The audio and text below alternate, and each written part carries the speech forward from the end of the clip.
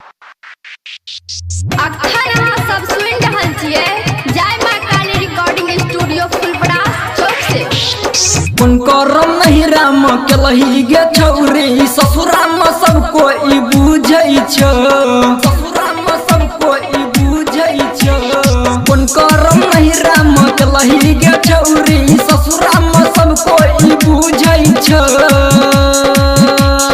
गे तोरा बेटा के सूरत गे छौरी इंद्रजीत अबारा समिहै छ। तोरा बेटा के सूरत गे छौरी सिकंदर जितेंद्र समिहै छ। सिकंदर जितेंद्र समिहै छ। सिकंदर जितेंद्र समिहै छ।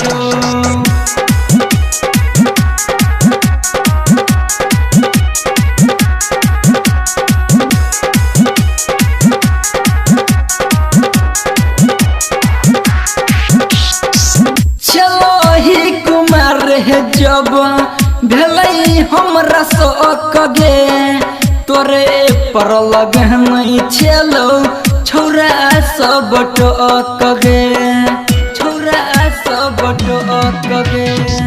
छलही कुमार है जब भेलै हमरा शौक गे तोरे पर लगे नहीं छेलो छौरा सब टक गे, छौरा सब टक गे। केकरो जे अखन कहै छी गोरकी बात के कोई नहीं गई बुझै छ।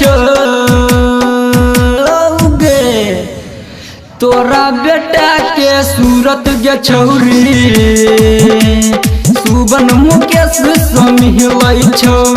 तोरा बेटा के सूरत गे छौरी चंदन महेश समिहै छ। चंदन महेश समिहै छ। चंदन महेश समिहै छ।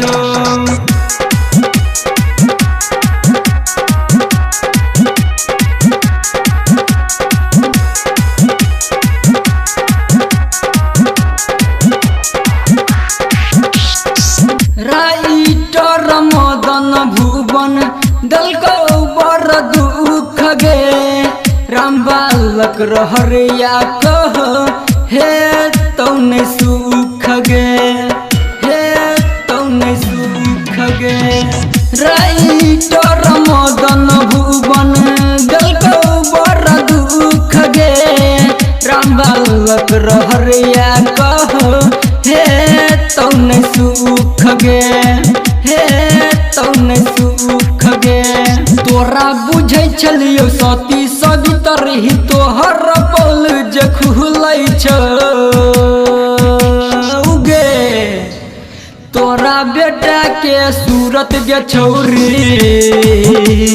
डीजे चंदेसरा समिहै छ।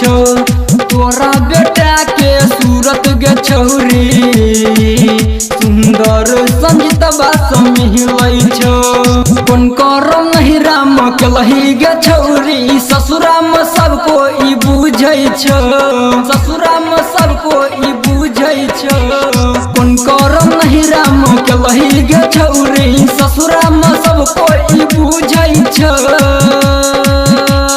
गे तोरा बेटा के सूरत गे छौरी इंद्रजीत अबारा समिहै छ। तोरा बेटा के सूरत गे छौरी जितेंद्र सिकंदर समिहै छ। जय मां काली रिकॉर्डिंग स्टूडियो फुलपरास चौक से। 91 13 90 67 65।